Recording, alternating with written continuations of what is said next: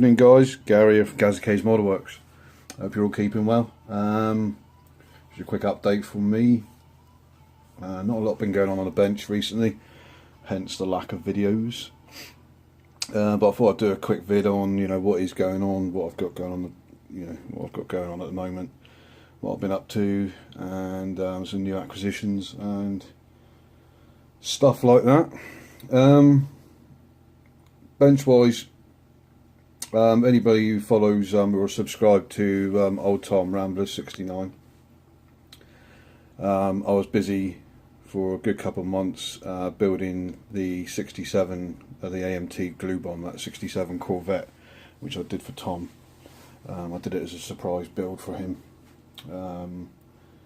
He's helped me out quite a lot. He's a good friend of mine, and I wanted to sort of thank him. And the best way I knew how was he did mention that it was the first kit he ever bought. Very bloody difficult kit to find, but I did manage to find one for a semi-reasonable price, and I went and did the full works on it, restoration wise. If you haven't seen the vid, pop over to Tom's channel. I'm sure most of you have seen it by now anyway. But yeah, so that took up a couple of months. Apart from that, I've got the same stuff on the bench that I've had for the last sort of 3 or 4 months really. Got this this 1960 Ford Starliner AMT kit, which I'm pretty much building to the box art, there's the box art. I'm pretty much building it to that sort of standard, although I'm using black wall tyres rather than white walls. It's coming along nice. For some reason I've had some major fit issues with the rear bumper on this one. I don't know why, because for as much as I've heard, this kit goes together really, really well, but basically the rear bumper glues onto the rear panel there, and these two slots, these two lugs locate into the back of the bumper there, and it should glue nice and flush, but for some reason, as you can tell, and I've been fiddling around with this already, and it just will not go. I've trimmed off this as much as I can, and it's just, I might have to trim it off some more yet, but I have no idea why it's not sitting right, because the wheel wells are in the right position, so it's not like the chassis is too far back, unless it's something to do with the firewall. But so I'm having a few fit issues with that one at the moment, so yeah, I'm working on it, do you know what I mean? It's just getting on my bloody nerves. But and I'm also putting it off because I've got to do bare metal foil on it, and I hate doing bare metal foil, but this car has to have bare metal foil. It's got a lot of chrome on it, so I'm going to get a new sheeting for that, because the bare metal foil I've got is pretty old, to be honest, and so I'll get a new sheeting. My CP101 appreciation build, the Johan 1971 Hemi Cuda, is coming along. I don't know if you, in the last video I said I was waiting for decals. I was using a decal sheet from the 1970 Revell kit, which I've done, so that's coming along quite nicely. These side decals, these are all one decal. This is all one massive decal. No, they're not perfect, as I thought they weren't. It's not identical to the Revell body, even though it should be, but 1/25th scale, but it's not. So basically what I've done is trimmed them. I've painted in some like little bits and pieces here and there, and yeah, so that's coming along nice. The only mistake I've made with this is I've got to paint the roof blue, and I've put all the decals on now, which is a real dumbass thing to do, because now I'm going to have to try and mask this off without ruining any of the decals. So yeah, that's going to be interesting. But yeah, it's coming along nice. I mean, it's a nice kit actually. For the age of the kit, it's quite nice. So yeah, we're getting there on that. The old twin distributor. That was a bit of a eye strain doing that. But so yeah, it's coming along okay. But again, I've been building this thing for like 3 or 4 months now. So apart from that, because I can't seem to build one kit at any one time. I've been having a go at this old Johan 1931 Cadillac V16 Town Brawn. I think that's how you pronounce it. which again this is coming along quite nicely as well. it's still in mock-up stages at the moment. Do you know what I mean? It's all there. But yeah, it's coming along quite nice. I've never done an old vintage kit like this before. The vintage car, that is. It's quite nice. I've used Tamiya black aerosol on the wheel arches, mud guards, whatever you want to call it, wings. And on the body, I thought I'd try the Chris Cortell method of using, not just Chris, of course, there's several of you that do it now, but using craft acrylics. So I used, what did I use? I can't find it though. Oh, there it is. I used that one there, Deco Art Crafters Acrylic, which is Redbird, Cardinal Red. So I used that, cut it down with windscreen washer fluid, like everybody says to do. Airbrushed it on, let it dry off for a day or so, and then use clear lacquer over the top. And it's a bit smudgy at the moment, but that's my fingers, don't help that. Used clear lacquer and then buffed it up, sort of wet sanded it, and I've got to be honest, it came up really nice. I'm really impressed with it actually. I mean, it's bloody dust and everything over it, but yeah, it's looking alright, you know.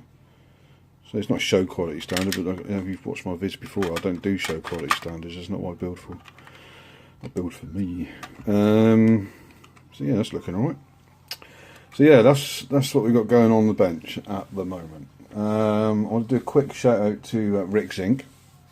Rick, very kindly, in one of his something old videos, he had a model car journal magazine that he was going through, and there's a really interesting article in there on like 1959 AMT annual kits.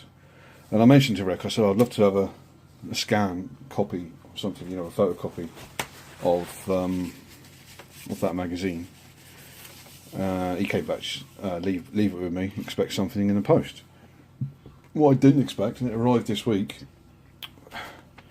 is this, which is basically a complete issue of that magazine, and it's brilliant. It's absolutely fantastic. It's really interesting articles in it, and coming up now. There we go.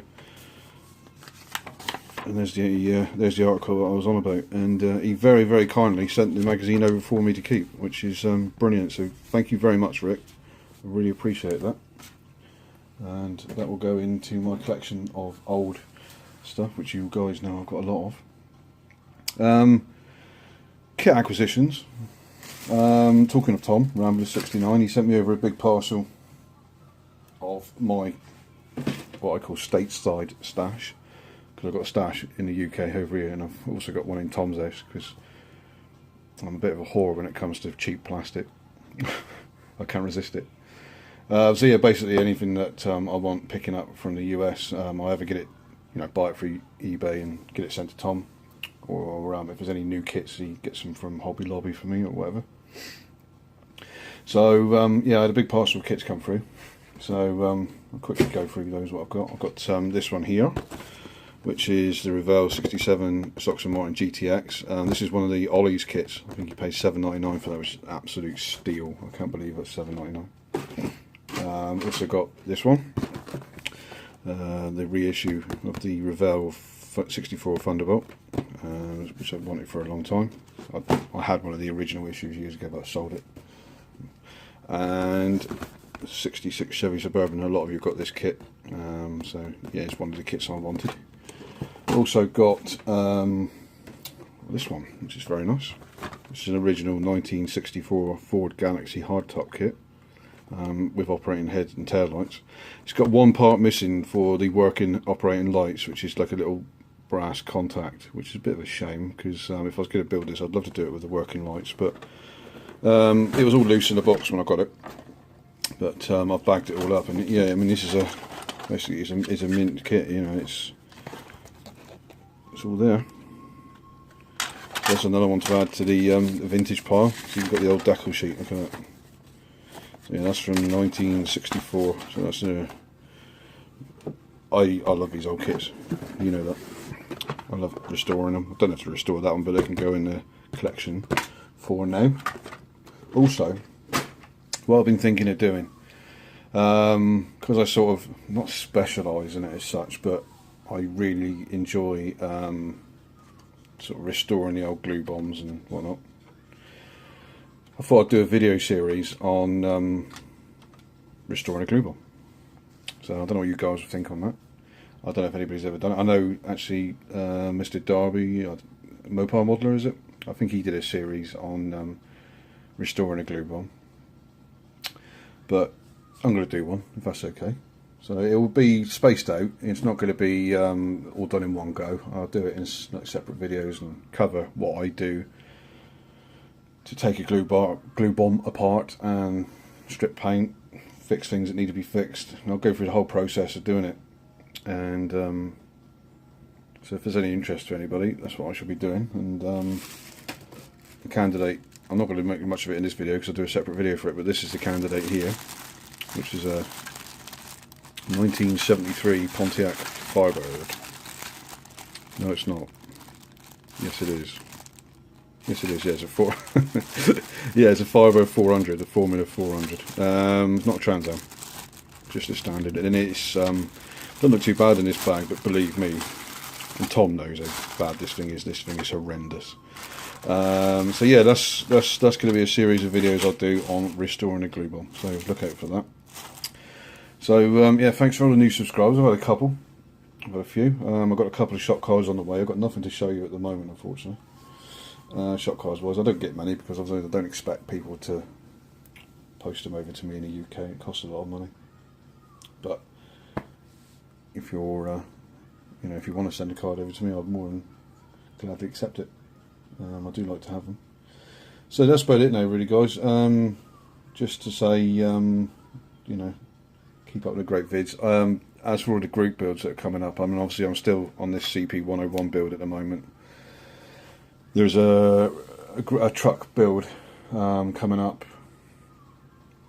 January, I believe it is, which I shall enter because I've got a Peterbilt AMT Peterbilt wrecker, which is only just parts died, which I know you can use for the group build, so I'm going to be putting into that. But unfortunately, the Tom Daniels build and a couple of the other group builds, I'm going to have to just let it go, unfortunately, because I just can't keep up. My building these days is just way too slow, unfortunately. So yeah, I don't want to, you know, I'm a bit. I know Tom mentioned the other day, I get a bit stressed if I've got to finish a model in a certain time period. Do you know what I mean? So I don't build fast. I build as and when I want to. Sometimes I don't touch a model for a whole week. So you know, as and when.